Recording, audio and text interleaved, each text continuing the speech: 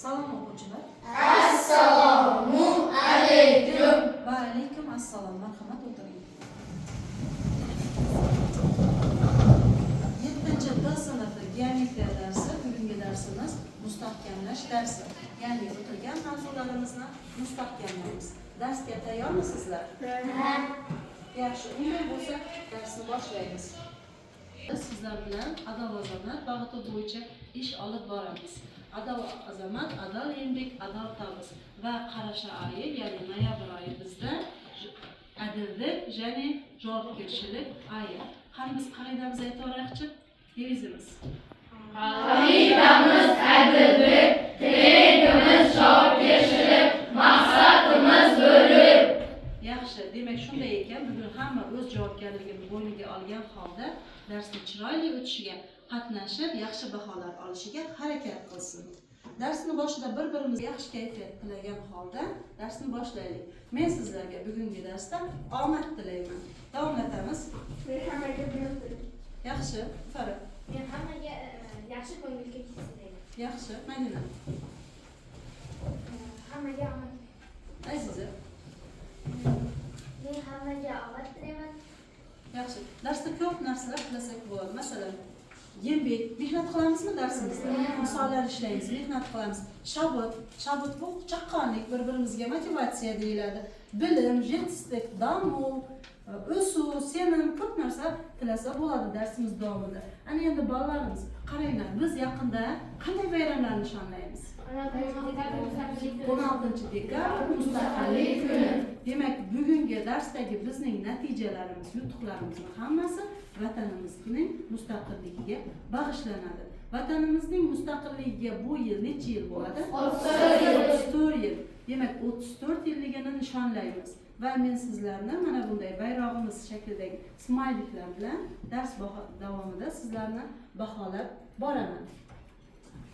Ana endi darsimizga qaytsak, birinchi etapimiz o'tilgan darslardan og'zaki savol-javoblar. Xo'p, geometriya darsida geometriya fani nimani o'rganadi, ma'nosini kim aytib beradi? Ifora. Geometriya figuralar xossalarini o'rganadigan fan bo'lib hisoblanadi. Geometriya lotincha so'zdan olingan bo'lib, yer, metriya o'lchamak degan ma'noni anglatadi. Yaxshi, qani o'tirgan joyimizda bittadan geometrik figuralarga misol keltiramiz. Uchburchak, doira,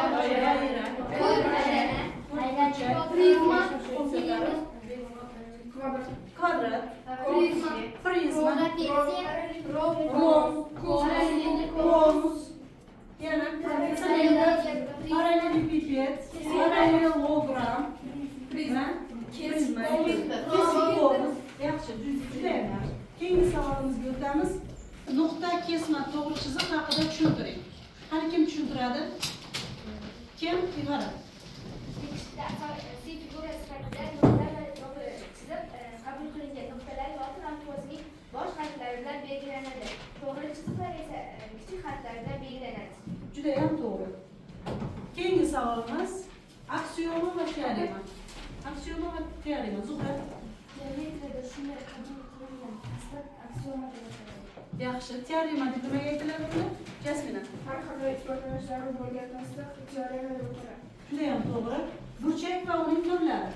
Burchak va uning turlari. Burchakning nechta turi bor edi? Mayli. Burchakning 4 ta turi bor. Qaysilar? Burchak, yoyiq burchak, o'tmas burchak, to'g'ri burchak. To'g'ri burchak. Balli. Va keyingisi qo'shni va vertikal burchaklar. Qo'shni va vertikal burchaklar. Kim izoh beradi? Kim? Qo'shni burchaklarning yig'indisi necha gradusga tengadi? Qo'l ko'tarib javob beramiz. 180 gradusga teng. Vertikal burchaklar esa vertikal o'zaro teng bo'ladi. Yaxshi. Uchburchak va uning turlari. Uchburchak va uning turlari. Uchburchakning nechta turi bor? 3 ta. Nazima, qaysilar?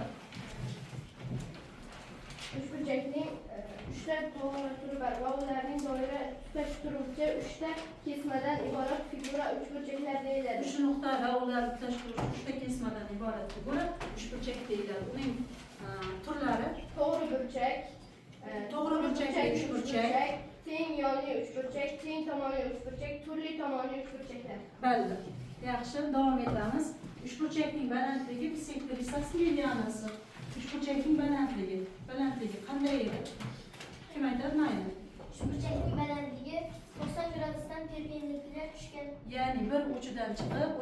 darsdagi asosga 90 gradusda perpendikulyar tushadi. Yaxshi. Uchburchakning bisektrisasi. Bisektrisasi, Adina.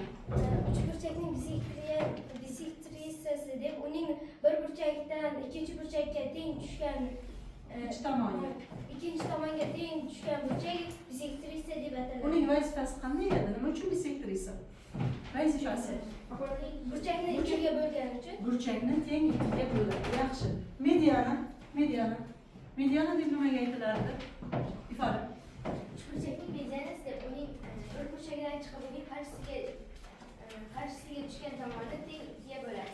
Qarshisiga tushgan tomoni teng ikkiga bo'ladi. O'quvchilar,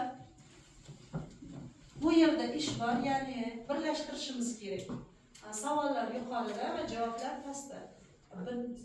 Mos holda bir-biriga birlashtirishimiz kerak. Qani birinchisiga kim keladi? Jasur. Qo'shnisi 180 gradusga teng. Yig'indisi 180 gradusga teng. Qaysi burchak edi? Svaliyasi. Ya'ni qo'shni burchaklar. To'g'ri. Mana keyingisiga kim? Kim Ayza? Faqat tezroq.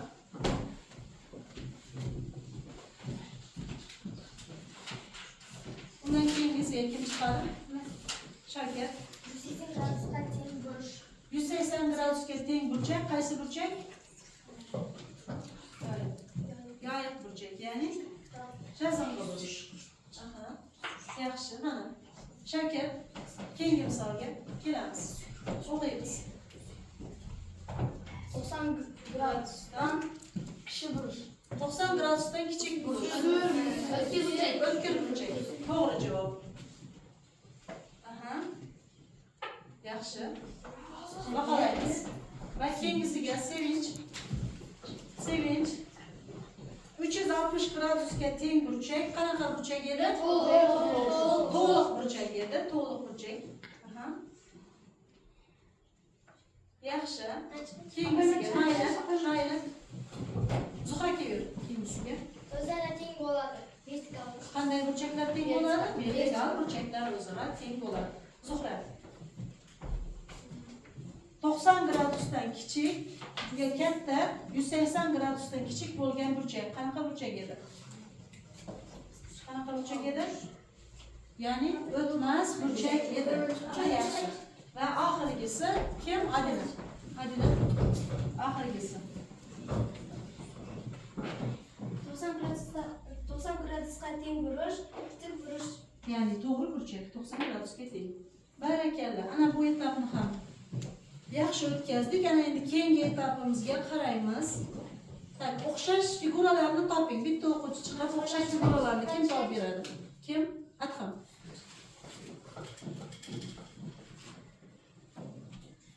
Qo'limiz bilan ko'rsatamiz o'xshash figuralarni.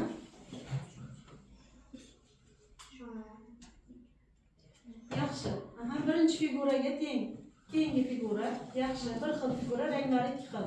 Keyingisi ikkita uchburchak bir-biriga o'xshash hamda ikkita parallelepiped o'xshash. Juda ham to'g'ri. Молодец. O'tiramiz.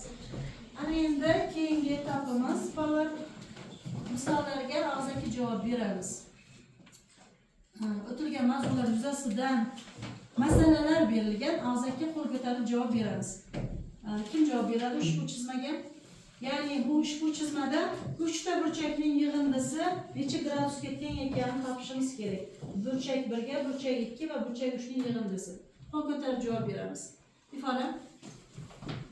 Burchak 1-chi, burchak 2-chi, burchak 3-chi burchaklarni qo'shganda 180 gradus chiqadi. To'g'ri. Barakalla. Xo'p, keyingi misol.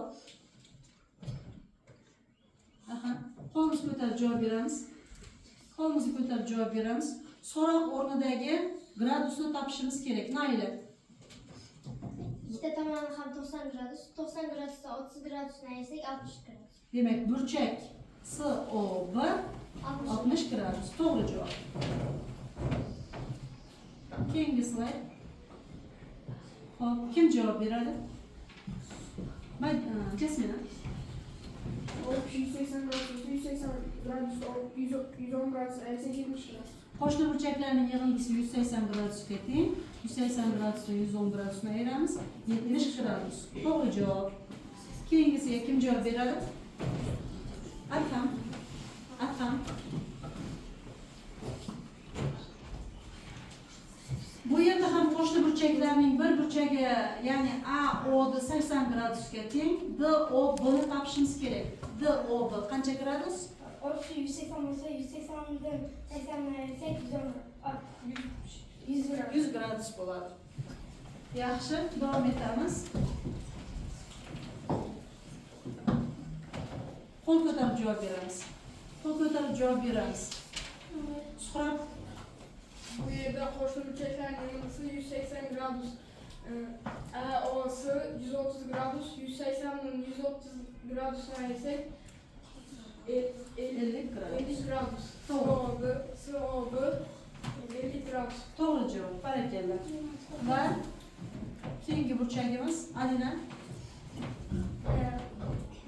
Qo'shni burchaklar hammasi Yoyiq burchak 180 gradusga teng va bu yerda bir xil 3 ta burchakka bo'lingan. har biri 60 gradusdan bo'lgan. 60 gradusdan tushadi. Yaxshi, to'g'ri javob. Va keyingisi javob beramiz. Kim? Iborat. So'roq o'rnidagi So'roq o'rnidagi gradusni topishimiz kerak.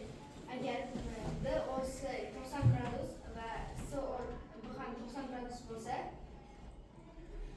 DO'sini topishimiz kerak. AOD va DOB burchaklarimiz 90 gradusdan.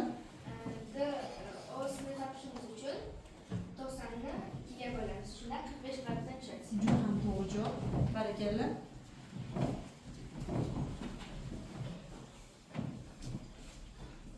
Xo'p, endi bu yerda yozamiz. Javoblarni yozamiz. Sizlarga burchaklar berilgan. Berilgan burchaklarning qiymatini, gradusini topib yozishimiz kerak. Doskaga kim chiqadi? Jasur. Jasur. Aha. O'qib javob beramiz. Birinchi burchak AKD burchak necha gradus? 30 gradus. 30 gradusga teng. To'g'ri, to'g'ri. Yaxshi, keyingisiga Nazima. BKF burchagini topishimiz kerak. BKF. BKF Aha. 20 gradus. 20 gradusga. To'g'ri javob. Keyingi misol Zuhra. Zuhra. BKD burchagi. 150 gradus. To'g'ri javob. Barakalla. Keyingisi kim? Iroda.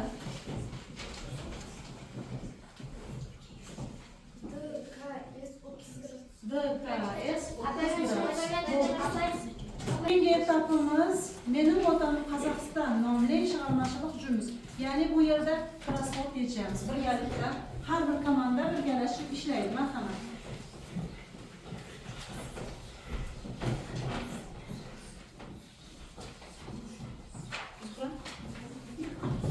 Yazıyoruz. Aha işleyimiz. Cevaplarımızı yazıp komandaları hep bir komanda cevap verir. Cevaplarını okuyun.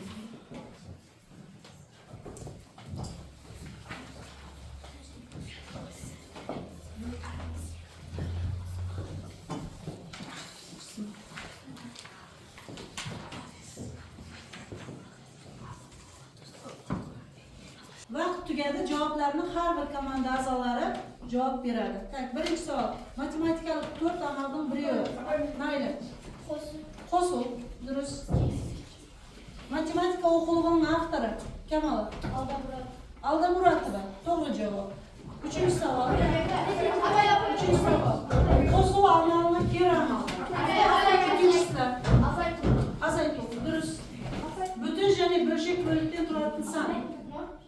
Suhrob. Aralashsan. Durust. Keyingi etapimiz rebus deb nomlanadi va bu yerda rebusni topsak, matematik amallardan bittasi kelib chiqadi. Bu top tiqishimiz. Top bilan ishlaymiz.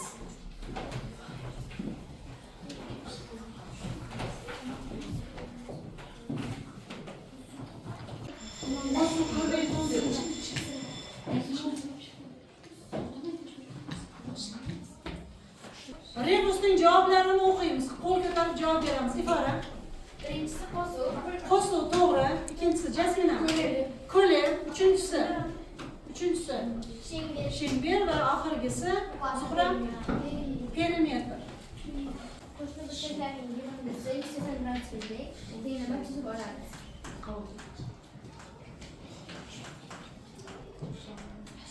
Tenglama tuzib oldik. Endi noma'lum sonlar bir tomonga, ma'lum sonlar bir tomonga. 5 bo'lamiz 5, qo'shamiz 1, teng 46 gradus. Javob 46 gradus. O'quvchilarimiz darsimiz shuning bilan nihoyasiga yetdi. Hozir hammamiz keri baylanish refleksiya stolimizga ustida turgan keri baylanisni to'ldirib beramiz. Dars sizga yoqdimi, ma'qul bo'ldimi, qayerlarda sizlarga qiyin bo'ldi, shular haqida qisqacha yozib bering.